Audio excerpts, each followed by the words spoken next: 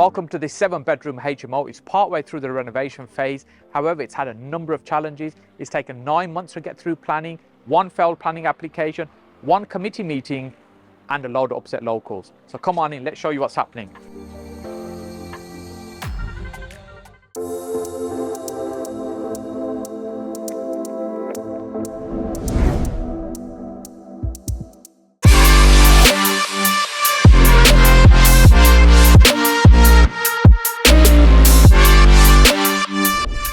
Andy, Guillaume, thank you so much for inviting us to your project here. You've got a little way to go, I can see. Tell us a little bit about what's going on here, what are you doing here? Yeah, thank you very much, Saj. So this started out as a 3-bed semi-detached, a family home, and we are converting it into a 7-bedroom all-en-suite HMO. So for that, we extended here on the side here to create the communal area, as well as on the back for the 3rd bedroom on the ground floor. Yeah. And on the very top, we went in the loft to create a rather large bedroom here, which is the 7. So 3, and 1 bedroom. Okay, so really extending the volume as well by kind of pushing out that way and to the back as well and upwards. Really, every angle you could go. You couldn't have gone this way because you've got somebody else on this side. Indeed, yeah. That's good. So you're making most of the space that you've got here. Yeah, to create a very nice space indeed, yeah, for the customer. Yeah. And how long have you been working on this project now? We started some 6 months ago now. 6 months, okay. So it doesn't look very progressed for something that started 6 months ago. Yeah. But the reason being is that we started on the upper floors and on the other area of the place, pending planning for this year. And this we've only started, sort of. We'll talk about some more of the issues around planning in a short while. And as I said, different parts of the property progress at different stages. Some parts of it, there's much more work done, which we'll go and have a look in a moment. In fact, should we go and have a look at some of the stuff you've done? Yeah, let's go. Let's do it. Let's do that.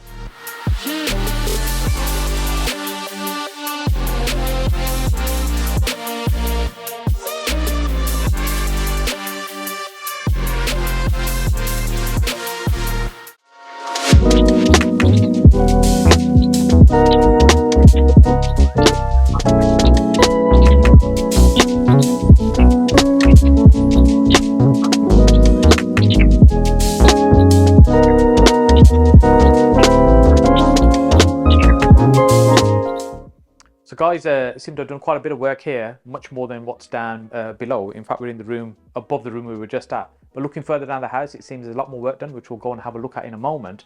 But tell us, how did you find this property? Yeah, Saj, we were out looking for properties, but actually how we found it was through Property Filter, which is Guillaume's property software. So that's how we found it, and that enables us to find motivated sellers very quickly and efficiently. So in terms of, you found a motivated seller, so what were the circumstances? What created that motivation? How did you turn that into a deal? Yeah, so once we found the property and then we spoke to the owners, they wanted to move quite quickly. They were moving abroad. And so we did the deal quite quickly, to be honest. We got it a little bit below market value. And I think that put a lot of investors off, I would say, because we paid a little bit more than we wanted to, but it was still below the market value. Okay. And what is it you paid for this property? So we paid 260,000 altogether, Saj. So as a buy-to-let, it's probably not that attractive. As a family house, there's a lot of developments. We were just talking about outside before we started filming. There's loads of developments happening around here. So maybe not so attractive for some families as well to want to live here, but you've got a different use for it. Exactly, yeah. So not a buy-to-let. We've created a 7-bedroom HMO. So there'll be 7 nice sized rooms here for 7 happy tenants. Fantastic. And so let's take a look at some of the other work that we've done. Fantastic.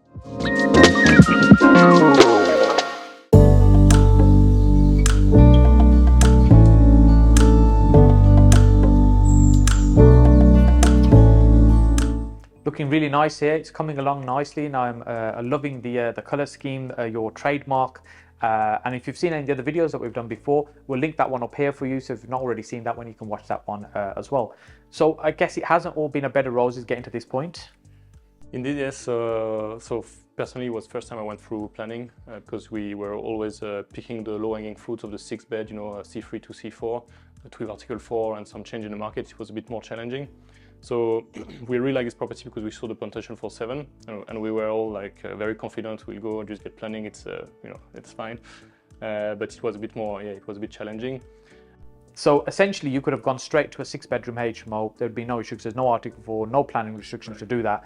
But you saw the opportunity to create a 7th room, and that's really where you could really add a lot more value to it.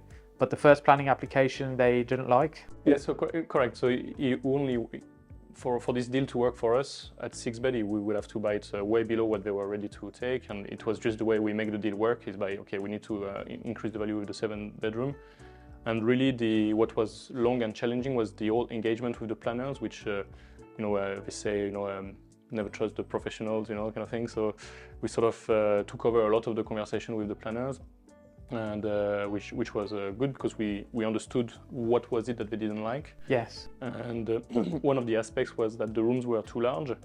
Yeah, and that's a really interesting point because the planners, they're looking at a set of drawings that you've sent in.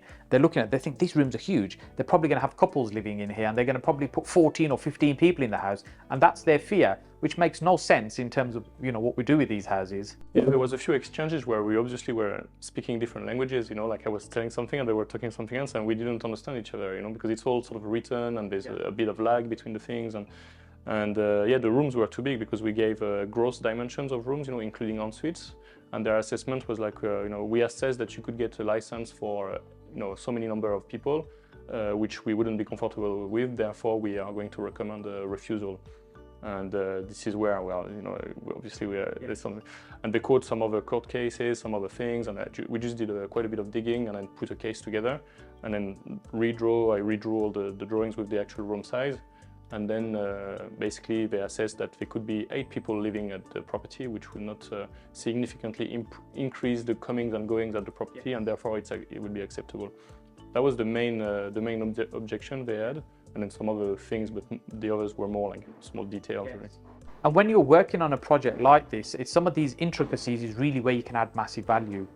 It's by understanding how to do some of these things. And what you did, you literally rolled up your sleeves and said, right, I'm going to sort this out myself, rather than just leaving it to other people. And that's why you get such a great results.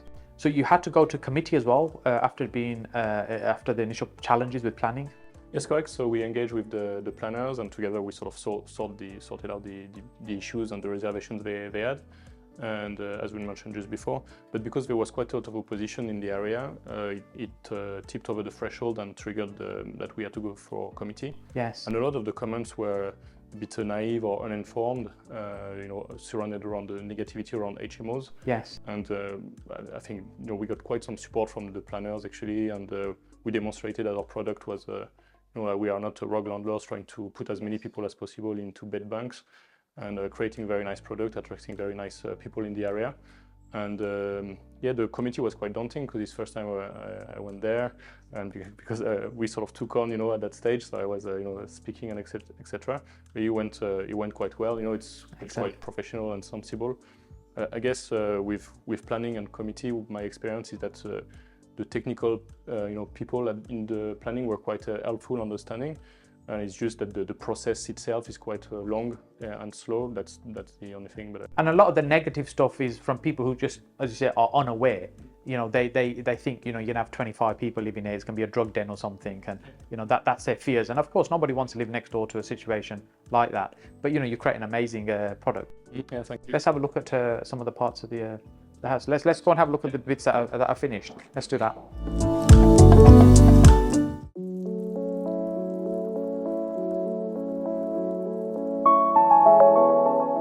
So before we get into the numbers, the nitty-gritty on this space here within the penthouse suite looks absolutely fantastic.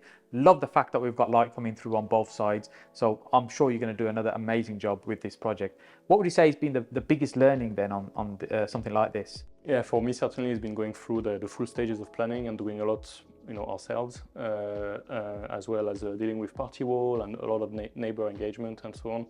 But it's fair to say, on a project like this, every week things unveil, and it's like curse, what do we do? And it's been quite great to have you, like a sounding board and, guiding us through this as being part of the inner circle. So it's never been stressful. We've always progressed, and it's always, we can always ask Saj. So yeah, lots of confidence in the unknown because you are holding our hand basically. And also being part of a group of other people doing similar things as well. There's lots of learning from each other as well. So Andy, tell us a little bit more about the numbers. How is it panning out, and what do you expect the outcome to be? Yeah, so obviously we purchased it for 260. The bill's going to come in at around 200, and we've got a GDV at around 580.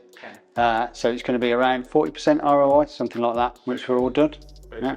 And so how do you keep funding projects like this? Bags of cash under the mattress, or? We've got loads stuffed away and in the wardrobe there. Okay. The built-in wardrobe. No, so we work with private investors. So obviously we've got a reputation now because of our projects. Good attention to detail all around the room. We've got a builder that we've worked with many times now. So he knows our standard, we know his standard. And so that gives peace of mind to our investors who invest in our projects for a great return.